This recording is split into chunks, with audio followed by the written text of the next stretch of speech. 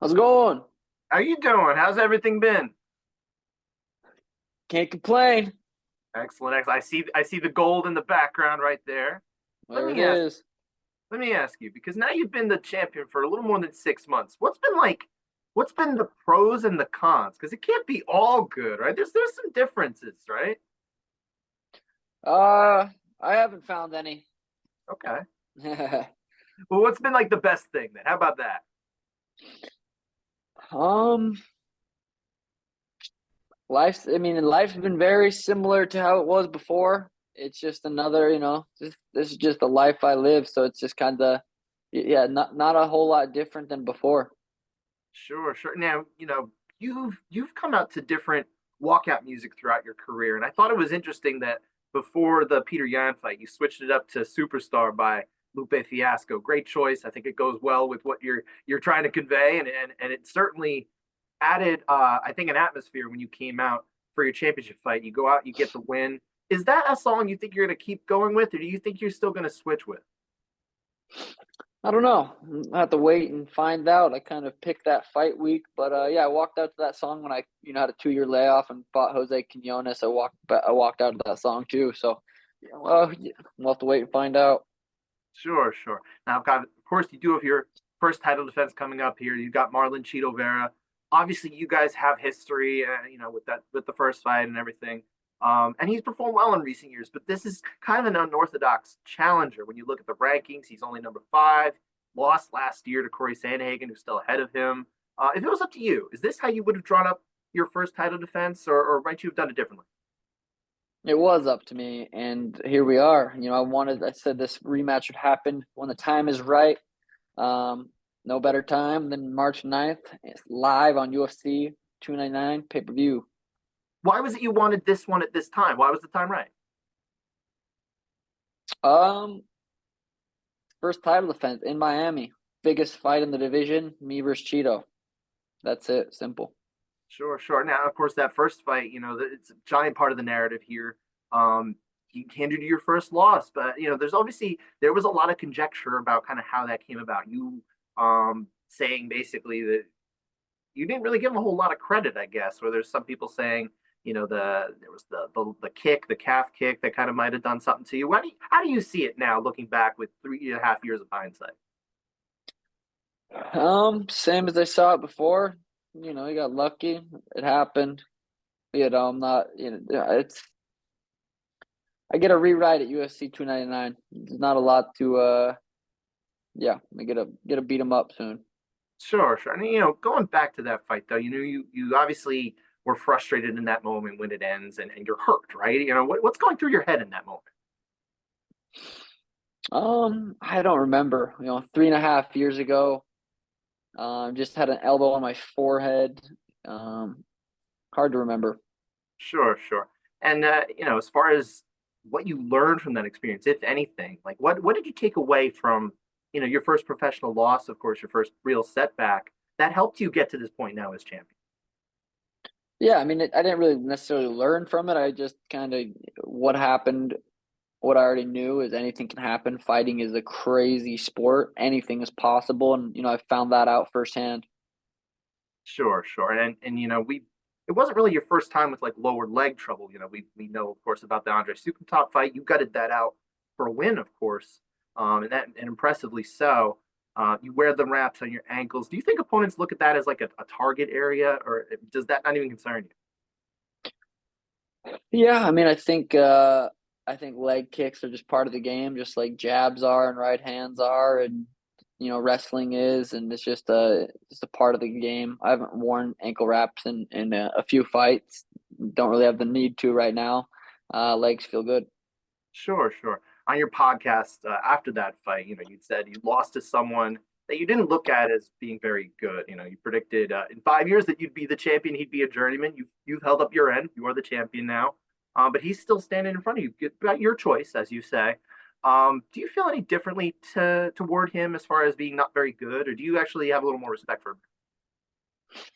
Um, I mean, he knocked out Frankie Edgar, knocked out Dominic Cruz, beat Rob Font, lost a close fight to Jose Aldo. He's obviously skilled, very durable, very experienced, hungry. So Yeah, he's a very, very dangerous opponent. He doesn't put out a lot of volume though. Even in your fight, you were attacking with those real heavy leg kicks early on, and they looked like they were scoring really well. Um, he's never been finished. I know you're a finisher. You obviously have to understand that there's the potential that it could go that distance. Do you find it important to kind of put out like a heavy volume just to kind of keep it up and make sure you're up on the cards while you're looking for that knockout? I don't really think like that. Just kind of see the fight as a whole, and I'm gonna go out there and ideally put his lights out and not even go to the judges. So I'm just going out there to try to put his lights out. Why do you think he's so durable though? Because again, he really has not been finished. Some people are just built like that. Some people are just tough, tough guys. He's one of them. Yeah, so I think it's just genetics, probably. Sure, sure. You dyed your hair the Ecuadorian flag colors last time. It's a little jab to him. Is that in the cards again, or are we gonna have to wait and see? Yeah, probably not. I thought maybe what that was probably the karma I got from the kick, so I'll probably stay away from that. Okay, okay. Do you? I mean, you love to change it up. Do you already know what you're doing, or have you not decided what you're gonna do with your hair? I already know what's gonna happen, but I gotta sit through a 10-hour hair process Friday and Saturday, and we'll see if it turns out how we want it. Do you like going through that process? That sounds No. okay. Yeah, I was gonna say it sounds a little frustrating, right? Why do you go through it then? It's just is it worth it? It's for the people. I like the end result. I like puts me in a different mindset. I become that character. I become Suga, and we're going to Miami. We got to look good, got to feel good, and so it's worth the 10 hours. So maybe a little bit of South Florida flavor in there. Could be. Okay.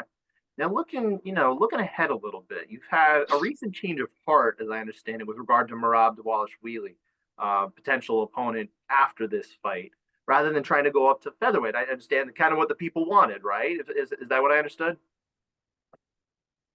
Yeah, I mean, if I don't go out there and deal with Chito Saturday, UFC 299, nothing. It doesn't matter what's next. So got to go out there and do that. But yeah, nothing's set in stone. Who's next? We'll see. I said what I needed to say, but for the next 9 days, it's Cheeto. Sure, sure. Now you only had one chance to fight last year. Obviously, it was a big one, and you made the most of it. How active would you like to be this year? Now that you've got your first fight coming up here in early March, excuse me.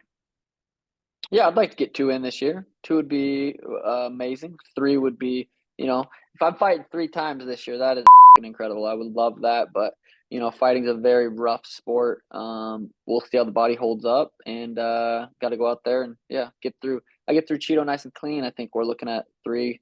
If I go out there and it's a war, probably two. Nobody really wants a war because obviously there's the repercussions of that. But like when you're in there, do you ever like kind of lose yourself in a fight like that? Because Peter Yan fight, it was obviously a back and forth fight. It wasn't necessarily a war, but it was a very close fight. Do you is a part of you kind of happy that you get to go through a fight like that, even if it's obviously not ideal for your health? That kind Peter Yan versus me indeed was a war. That was a war. It was fun in the moment. Ideally, I don't get hit at all. If I could go in there for the rest of my career and not get punched once, I would love it. I would recommend it. I would prefer it, but that's not the case. It's fun watching wars back on TV, but it's even more fun watching me masterfully take someone out. So I'd prefer, not to have any injuries. The less injuries I have, the more I get a fight. I love fighting, but when you book fights with guys as tough as Chito Vera, you got to plan on a war. of course, of course. Now we've seen you. You like to mix in. You're a bit of a basketball fan. You like to mix in those little basketball moves in the cage. Is were you are you like a really big basketball fan? Like how deep does your love of basketball go? I'd say I love playing basketball, but I really have, had to quit because my coach Tim tore his Achilles playing basketball, 12 weeks ago or whatever it was. So, I got to not do some of the things that I like to do because of, I gotta show up and put on beautiful performances. So, after I'm done fighting, I would love to be on a pickup basketball team, and it would be a lot of fun. I imagine kind of on that note, you saw your guy Jamal Hill obviously got hurt in that basketball game they like to do in the summer. So obviously that's not in the Hmm. cards for you anytime soon. No, I've turned that down numerous times for that specific reason. Smart, ultimately, I guess in hindsight. Couple more questions. I wanted to ask you particular about Aljamain Sterling, your previous opponent. Man, you beat for the title. You were talking about him maybe going up to 145 last year, saying you think he could hold his own, but maybe he was a little insecure about the size and would prefer to be the bigger guy. He is now going up with Calvin Kattar at UFC 300. Are you surprised that that happened? No, I mean the dude walks around 170, 175. I mean, I think it was ridiculous for him to try to cut down to 135 just to be the bigger guy. But I guess I mean everyone's just trying to do what they can to win fights. So, I wasn't judging him or anything, but I'm like, ooh, I don't cut that much weight. I don't like cutting weight. And no one likes cutting weight. Not one person in the world would say they enjoy cutting weight. So for him to walk around when I hear that number, I'm just like, holy shit, that is insane. And but yeah, I'm not surprised moving up to 145. I'm sure that'll make him, feel a lot better. And good luck to him. How has the weight cutting, I guess science, the nature of it for you been these last few fights? Because now you've been doing it for such a long time. Is it old hat? Is it getting easier, or is it getting harder as you get older? I'd say easier if anything, just because I log all my weight cuts for the last 6, 7 years. I know exactly what I weighed on each day. Dan Garner, my nutritionist, has a weight cut protocol that we've been doing and just dialing it in. And that last weight cut was one of my easiest ones, and I plan on this one being even easier. So we're right there. We're right where we need to be. And the last one for me, back to Aljo. He was talking a little bit too about the pay-per-view numbers. I'm sure you caught wind of this. He was saying he was expecting something bigger. What's your takeaway from the buys at UFC 290? You don't have to say numbers, but were you happy with them? Are you expecting bigger things going forward? I mean, the card was horrible. That card was not a good card, not a big card by any means. Um, so yeah, those numbers were, there's one person in this sport that can carry that, and that's Conor McGregor, who could carry an entire pay per view by himself. Um, so you got to have a good card, and in Miami, the card is absolutely stacked. So I'm excited for these pay per view numbers. Um, yeah, Is there a fight at Miami other than yours that, like, I know you're going to be preparing for your fight, but is there one you kind of hope that you can go back and watch later, if not that night? my buddy Kyler Phillips, he's fighting Pedro Munoz. Very excited about that. Kyler's going to put on a beautiful performance. Peter Young versus Sonya Dong is going to be a fun fight. Kevin Holland MVP. We got Gilbert Burns, Jack Mandela. Can't say the last name very well.